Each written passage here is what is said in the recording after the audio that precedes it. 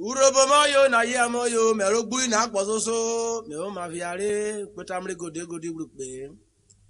Anori ozo ero. Yogwo apo ni peru kwa meso ero. Iku pe ku pa mre gode o. Iki bu na re gujere anori ozo ero. Ado ezi o. Anori ozo ero. Yogwo apo ni peru kwa meso ero. Iku pe ku pa mre gode o. Iki bu na re gujere anori ozo ero. Anori ozo ero. Yogwo apo ni peru kwa meso ero. Iku pe ku pa mre gode o. Iki bu na re gujere anori ozo ero. Ado ezi o. Anori ozo ero. Yogwo apo ni peru kwa meso ero. Iku pe ku pa mre gode o. Iki bu na re gujere anori ozo ero. Urobomoyo na yamoyo merogbu na akpososo me o ma fiare beru me onu ogbikun ona breva. Wo bori shashi buru e gogana de botoye yakpa na fure mine. Wo bori shashi buru e gogana de botoye yakpa na furu e. Ukora furu kaya wa jameda e uko. Isi wado. Wo bori shashi buru e gogana de botoye yakpa na furu. Yakpa na furu. Wo bori shashi buru e gogana de botoye yakpa na furu. Yana ine. Ukora furu ya wa jameda e uko.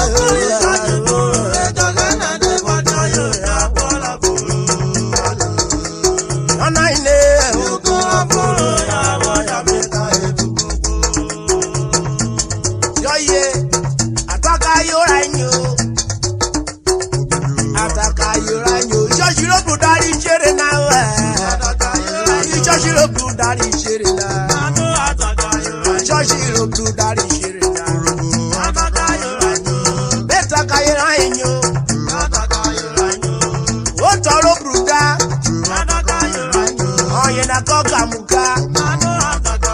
Yoka muka yo ere. Yoka muka yo ere.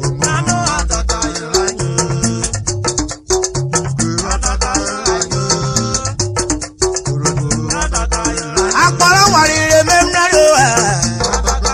Ishocha le ko ere ro.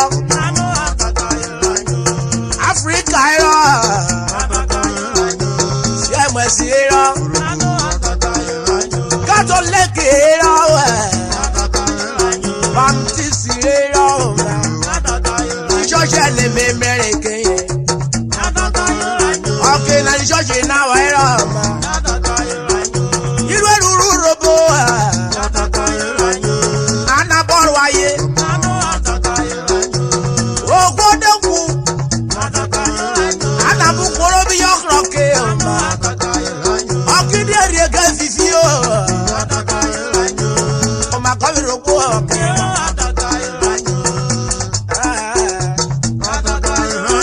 Okojo ile shiri. Ana boteri mi o. Okilode to beri mi.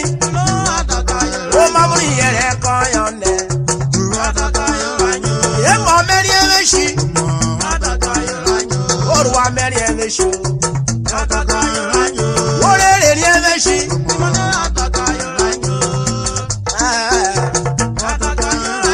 Amo ado.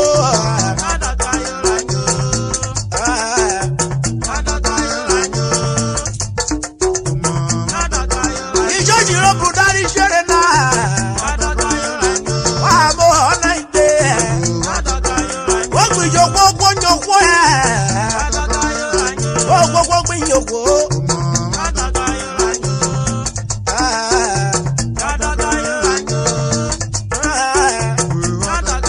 Okiri joje ni na wa ero. Ede kero mura moteru robo. Abe dukran wo e. Abe dawon wo e. Mama e de kon ye wo ma. Ijoji ro brudari shere. Asaro kewana. Ye dawo ve dukre. Oye wo mura moteru robo. Oyo wiri. Yesere ko ya tra. Oro me na deru oka. Eni da ko ye pere. Aye dero fo inde woru emuna. Abe de na woru e. Abe de na woru e ma. Wone ko na so. Jena rwa ibi yo ma.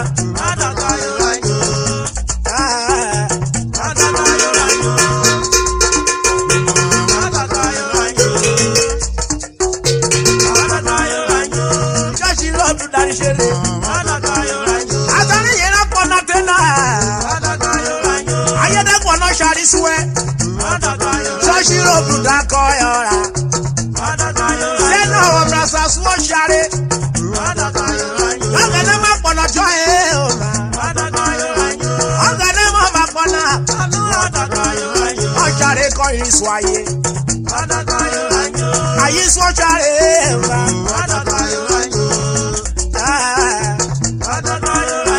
Akọrọ fẹkẹ ana oma. Amọkọ tún dédé lọsẹ mọni o. Ọkùnrin jọ́sí rọ́bù dá oma. Wọ́n á mú ọ̀nà ìgbé. Wọ́n ní mú àdó ẹ̀. Ìjọ́sí ẹni ọmọrin náà. Wọ́n náà bètò ta. Wọ́n kì í jọ́sí rọ́bù dárí ṣẹlẹ̀ náà.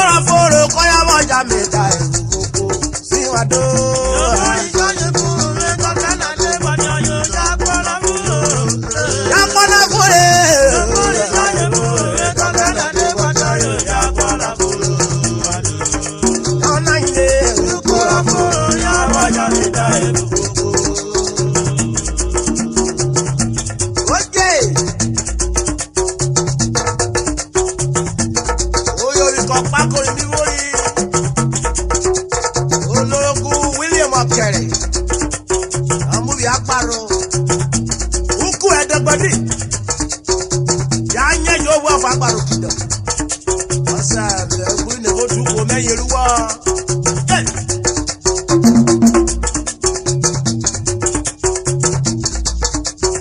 Ológun Samson egbe. Yelegbete fagbaro kido. Bako me wa ko biwo erewo te me go du ko le ko ke ko pion. Ise.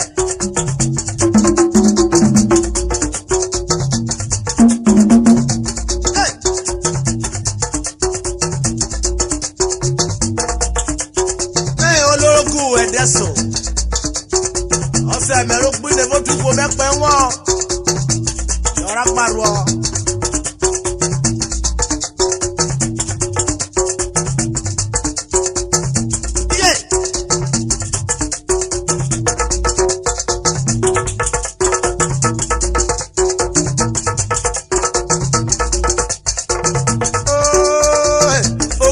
Àpọ̀kọ́ na odò.